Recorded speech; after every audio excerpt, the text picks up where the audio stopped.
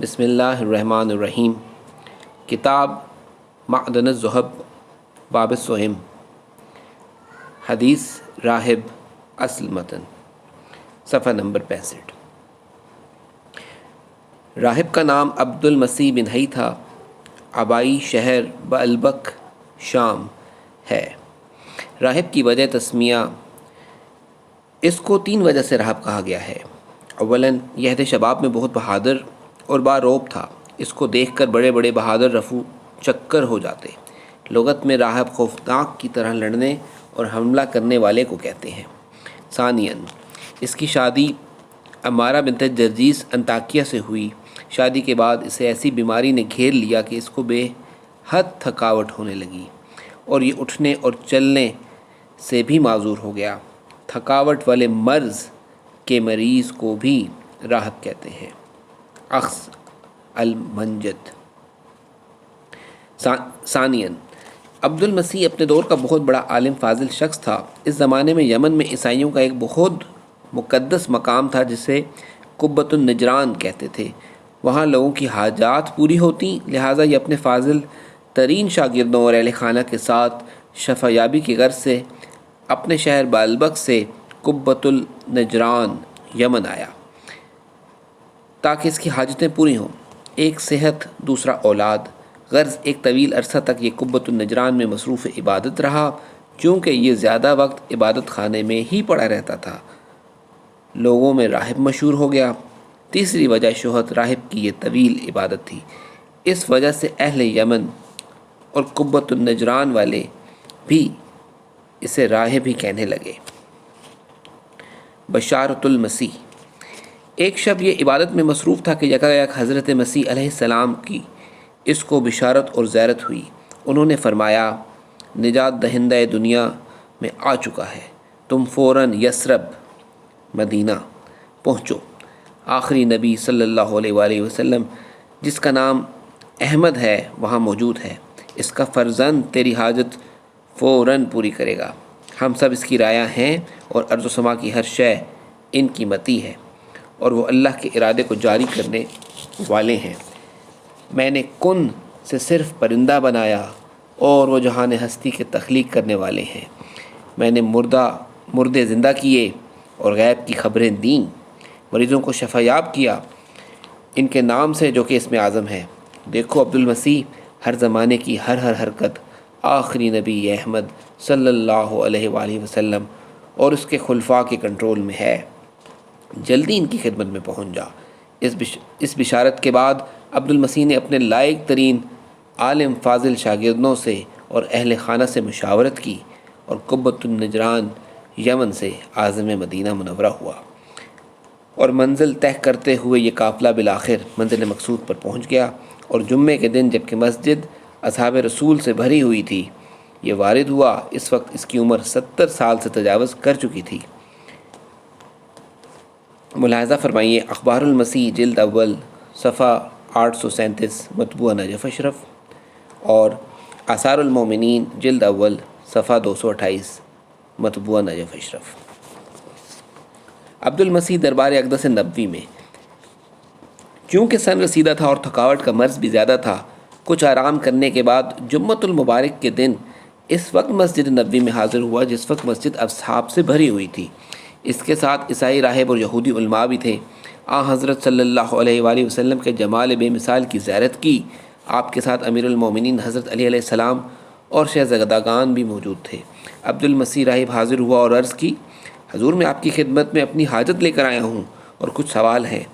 حضرت صلی اللہ علیہ وآلہ وسلم نے اس پر نگاہ رحمت ڈال کر ارشاد فرمایا، تم خود اپنی حاجت اور سوال بیان کرے گا یا میں اس کا جواب بھی اور سوال بھی بتا دوں؟ عبد المسیح راہب نے عرض کیا، میرے ساتھ چونکہ عیسائی علماء پادریوں کے علاوہ یہودی علماء بھی ہیں، لہٰذا میں سوال کروں گا۔ حضرت صلی اللہ علیہ وآلہ وسلم نے ارشاد فرمایا، سوال کرو۔ عبد المسیح نے عرض کیا، دنیا میں جو کچھ ہو چکا ہے اور جو ہو رہا ہے اور جو آئندہ ہونے والا ہے وہ کہاں پر درج ہے؟ حضرت صلی اللہ علیہ وآلہ وسلم نے ارشاد فرمایا، ازل سے ابد تک جو کچھ بھی ہے سب کا سب لوح محفوظ میں موجود ہے۔ عبد المسیح، یہ لوح محفوظ کہاں ہے؟ حضرت صلی اللہ علیہ وآلہ وسلم نے ارشاد فرمایا لوح محفوظ دو ہیں، ایک مکتوبی اور ایک وجودی۔ لوح محفوظ مکتوبی چوتھے آسمان پر ہے، جس کو مقرب بارگاہ خدا فرشتہ میکائیل ہر وقت دیکھتا رہتا ہے۔ انبیاء پر نازل ہونے والی کتب سماویہ اور صحائف انبیاء جبرائیل وہاں سے لاتے ہیں۔ عبدالمسیح نے عرض کیا سردار دوسری لو کون سی ہے اور کہاں ہے؟ حضرت صلی اللہ علیہ وآلہ وسلم نے ارشاد فرمایا انا لوح محفوظ، میں اور میرا بھائی اور وصی امیر المومنین علیہ السلام بھی لوح محفوظ ہیں، ان کی اولاد سے آنے والے ائمہ ابرار علیہم السلام سب لوح محفوظ ہیں۔ نحن لوح محفوظ، ہم سب لوح محفوظ ہیں، ہم لوح محفوظ کے مالک بھی ہیں۔ عبدالمسیح نے عرض کیا حضور یہ فرمائیے میری اولاد وہاں درج ہے؟ حضرت صلی اللہ علیہ وآلہ وسلم نے فرمایا جو ہو چکا ہے اس کا علم مجھے ہے، اور جو ہو رہا ہے اس کو بھی جانتا ہوں، اور جو آئندہ ابدالآباد تک جو کچھ ہوگا اس کا علم بھی مجھے ہے اور میرے اوصیاء کو بھی ہے۔ عبدالمسیح نے عرض کی پھر مجھے اولاد کب عطا ہوگی؟ حضرت صلی اللہ علیہ وآلہ وسلم نے فرمایا ان قریب بہت جلد تو صاحب اولاد ہوگا، تیری اولاد میری آل کی محبت اور فدائی ہوگی، محب اور فدائی ہوگی۔ عبدالمسیح حضور میری عمر بہت زیادہ ہے، میری بیماری طویل ہے اور بیوی بانجھ ہو چکی ہے۔ حضرت صلی اللہ علیہ وآلہ وسلم نے ارشاد فرمایا پیغمبر خدا حضرت زکریا علیہ السلام نے عرض کیا بار الہ میری بیوی بانجھ ہو گئی ہے مگر خدا نے بیٹا دیا۔ زکریا علیہ السلام کو یحییٰ علیہ السلام جیسا بیٹا ملا۔ عبدالمسیح نے عرض کیا میرے لیے کیا ہوگا؟ حضرت صلی اللہ علیہ وآلہ وسلم نے ارشاد فرمایا میرا چھوٹا فرزند امام حسین علیہ السلام تمہیں اولاد دے گا۔ عبدالمسیح نے حضرت سید الشہداء امام حسین علیہ السلام کی طرف دیکھا اور دل میں کوئی سوال ابھی پیدا ہی ہوا تھا کہ حضرت ابو عبداللہ امام حسین علیہ السلام نے ارشاد فرمایا عبدالمسیح تمہارے نبی عیسیٰ علیہ السلام 3 دن کے تھے اور انہوں نے گود مادر میں کلام فرمایا میں عبد خدا ہوں، اللہ تعالیٰ نے مجھے کتاب عطا فرمائی ہے اور نبی بنا کر بھیجا ہے۔ نبوت اور امامت کے لیے عمر کی قید نہیں، نبی ہوتا ہے خواہ گود مادر میں طفل صبی ہو، اسی طرح امام ہوتا ہے خواہ گود مادر میں ہو۔ اے عبدالمسیح یاد رکھو ہمارا بڑا اور چھوٹا طفل رضیع اور بزرگ برابر ہے۔ عبدالمسیح نے عرض کیا فرزند رسول کب اولاد ہوگی؟ حضرت سید الشہداء علیہ السلام نے ارشاد فرمایا ابھی۔ وہاں پر موجود منافقین میں سے ایک نے کہا یہ بڑا دعویٰ ہے کہ آپ ابھی اولاد ہوگی، یہ کیسے ممکن ہے؟ سید الشہداء علیہ السلام نے ارشاد فرمایا حضرت عیسیٰ علیہ السلام کو خدا نے اپنی روح فرمایا، روح اللہ فرمایا، اور روح کے متعلق فرمایا روح اللہ کے امر سے ہے، یعنی روح امر نہیں بلکہ امر خدا سے ہے۔ میں امر اللہ ہوں، کہہ دیجئے کہ روح میرے رب کے امر میں سے ہے۔ ارشاد باری تعالیٰ ہے انما امرہ اذا ارادہ شیئا ان یقول لہ کن فیکون، سورہ یاسین آیت 82۔ اتنے میں ایک منافق نے کہا کہ اولاً اولاد دینا خدا کا کام ہے، آپ کا نہیں، اگر اولاد اس کا مقدر تھی تو پہلے ہو جاتی، آپ بچے ہیں، آپ کا قول منشاء خدا اور مشیت الہی کے خلاف ہے۔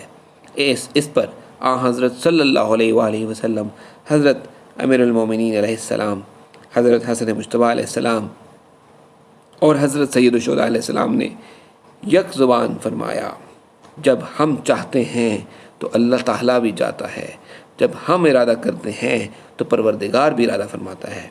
حضرت رسول خدا صلی اللہ علیہ وآلہ وسلم نے ارشاد فرمایا اے بدبخت ازلی تم پر لعنت ہو، میرے فرزند امام حسین علیہ السلام کا ارادہ اور چاہنا ہی خدا کا چاہنا ہے۔ عبدالمسیح نے کمال محبت سے حضرت سید الشہداء علیہ السلام کے چہرہ اقدس کی طرف دیکھا۔ حضرت امام حسین علیہ السلام نے جلالت ولایت میں ارشاد فرمایا عبدالمسیح اپنی گود بڑھاؤ۔ عبدالمسیح نے گود بڑھائی۔ امام حسین علیہ السلام نے ارشاد فرمایا کن، ادھر کن فرمایا، ادھر ایک فرزند راہب کی گود میں موجود تھا۔ حضرت امام حسین علیہ السلام نے 7 بار فرمایا 7 فرزند گود راہب میں آ گئے۔ اس موقع پر جلیل القدر صحابی سلیمان محمدی علیہ السلام نے عرض کیا، یا رسول اللہ صلی اللہ علیہ وسلم، یہ بچے کہاں سے آئے؟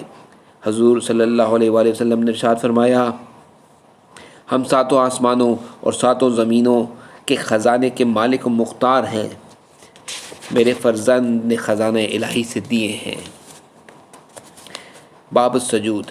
جیسے ہی راہب کی کھیتی ہری ہوئی، اس کے ساتھ یہودی اور عیسائی علماء تھے، سب نے حضرت امام حسین علیہ السلام کو سجدہ کیا۔ حضرت صلی اللہ علیہ وآلہ وسلم نے مسکرا کر فرمایا، یہودیوں اور عیسائیوں نے اپنے علماء کو اپنا رب بنا رکھا ہے۔ اے لوگو، گواہ ہو جاؤ، یہودی اور عیسائی جب علماء کو رب مانتے ہیں، جن علماء کو رب مانتے ہیں، وہ میرے حسین کے سامنے سجدہ ریز ہیں۔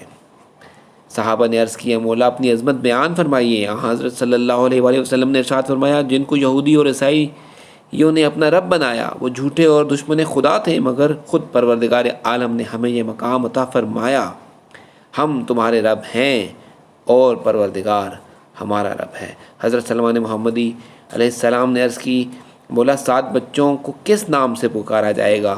تو حضرت سید الشہداء علیہ السلام نے خود ان کے نام رکھے، منعب، معقل، سوید، عمیر، زید، شیب، رافع۔ جب راہب کو 7 فرزند عطا فرما دیے تو اس کی اہلیہ نے اس کے کان میں کوئی بات کہی۔ یہ دیکھ کر حضرت امام حسین علیہ السلام نے مسکرا کر فرمایا، تمہاری زوجہ کہہ رہی ہے کہ بیٹے عطا ہو گئے ہیں، اگر بیٹیاں بھی ہوتی تو کیا اچھا ہوتا۔ عبد المسیح نے عرض کیا، مولا بے شک آپ نے صحیح فرمایا ہے۔ حضرت امام حسین علیہ السلام نے فرمایا، فرزند میں نے دیے، زوجہ کو حرم اطہر میں بھیج دو، بیٹیاں میری ہمشیرہ سیدہ زینب سلام اللہ علیہ سے مانگو۔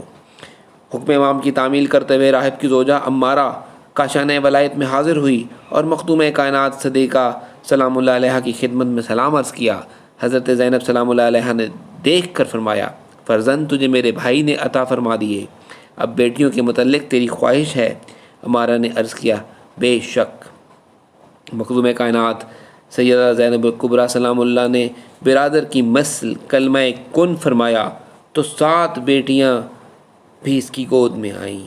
مخدوم عالیہ نے خود ان کے نام صفیہ، سمیہ، رقیہ، ناصرہ، صدیقہ، سدیف، سعدیہ تجویز فرمائے۔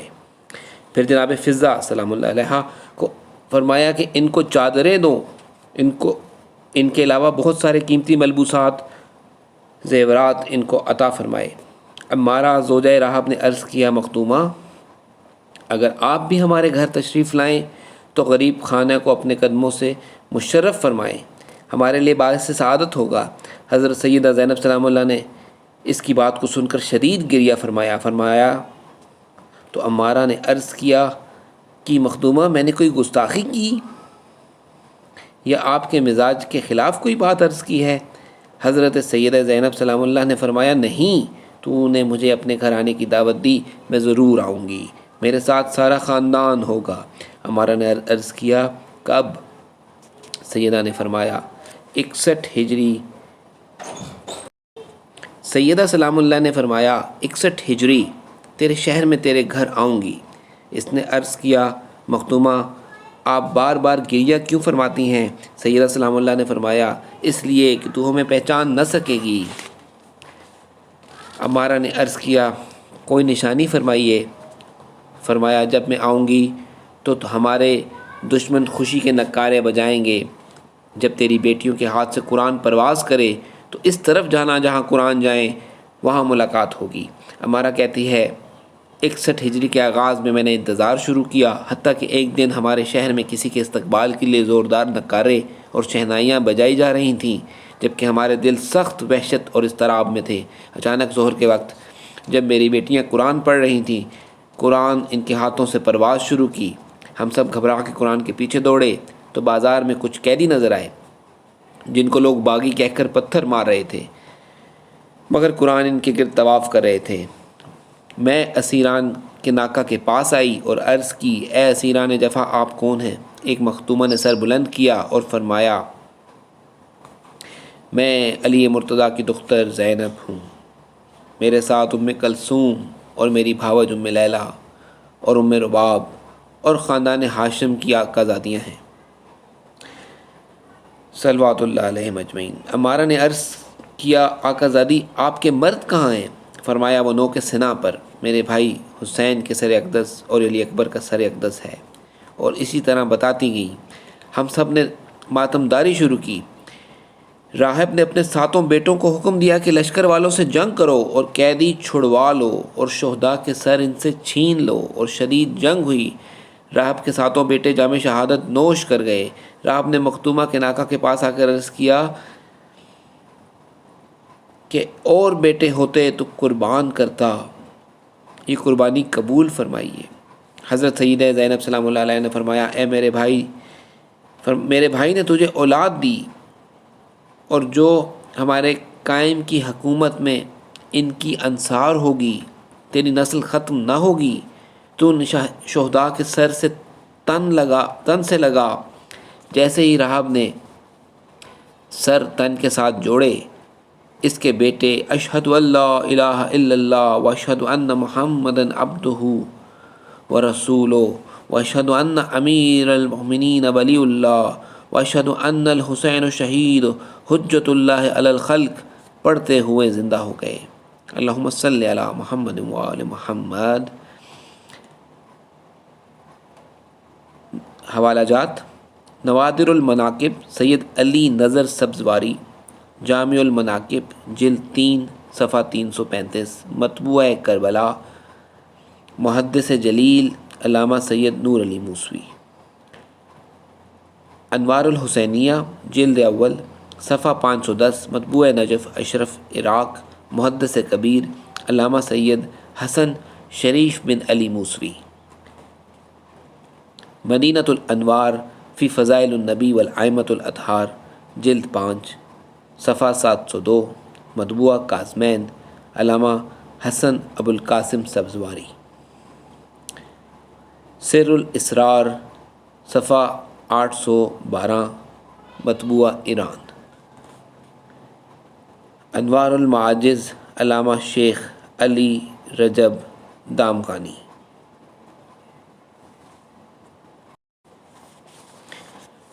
صحابی جلیل حضرت قمبر کا بیان۔ حضرت قمبر فرماتے ہیں جب حضرت امام حسین علیہ السلام نے رحب کو فرزند عطا فرمائے تو رحب اور اس کے ساتھ آنے والے انصاری، نصارہ اور یہودی علماء نے حضرت امام حسین کو سجدہ کیا۔ حضرت سلمان، حضرت حذیفہ، ابو ذر غفاری اور دیگر اصحاب نے بھی سجدہ کیا، جس میں بنی ہاشم اور انصاری اصحاب بھی شامل تھے۔ حضرت سلمان فارسی کی خوشی قابل دید تھی۔ ان کا چہرے کی چمک اور خوشی میں نے 12 عید غدیر کے موقع پر دیکھی۔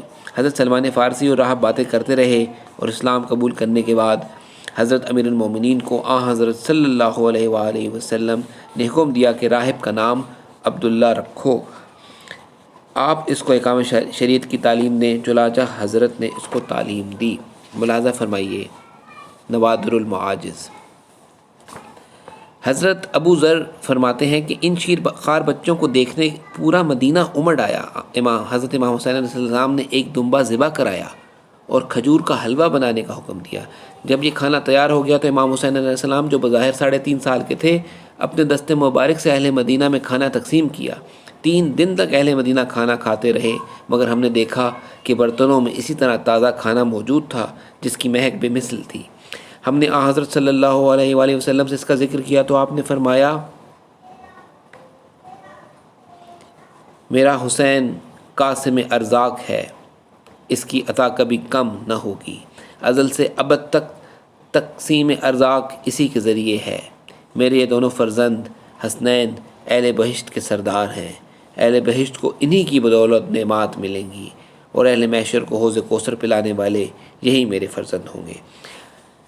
ہم نے حضرت صلی اللہ علیہ وآلہ وسلم کی خدمت میں حضرت سلمان فارسی کی ناقابل بیان خوشی کا ذکر کیا تو حضور نے فرمایا سلمان ہمارا دروازہ ہے، سلمان ہم اہل بیت سے ہے، ہمارا رازدار ہے۔ جب ہم خوش ہوتے ہیں تو اللہ تعالیٰ اور اس کے ملائکہ خوش ہوتے ہیں، اور یاد رکھو پروردگار عالم نے اہل عرض کو دیکھا تو ہمارے شیعہ کو منتخب کیا جو ہماری خوشی سے خوش اور ہمارے غم سے غمگین ہوتے ہیں۔ اے میرے صحابہ، جو حسین پر غم زدہ ہوگا قیامت کے دن خداوند کریم خود اس کو خوش کرے گا۔ میرے اس فرزند پر ارض و سما گریہ کریں گے۔ اس پر گریہ کرنے والوں کا جہاں مجمع ہوگا خداوند کریم وہاں ملائکہ مقربین کو نازل فرمائے گا جو رونے والوں کے آنسوؤں کو اکٹھا کریں گے اور جنت کے انہار اور حوض کوثر میں ڈالیں گے جس سے ان کا ذائقہ بے مثل ہو جائے گا۔ ملاحظہ فرمائیے جامع احادیث المناقب۔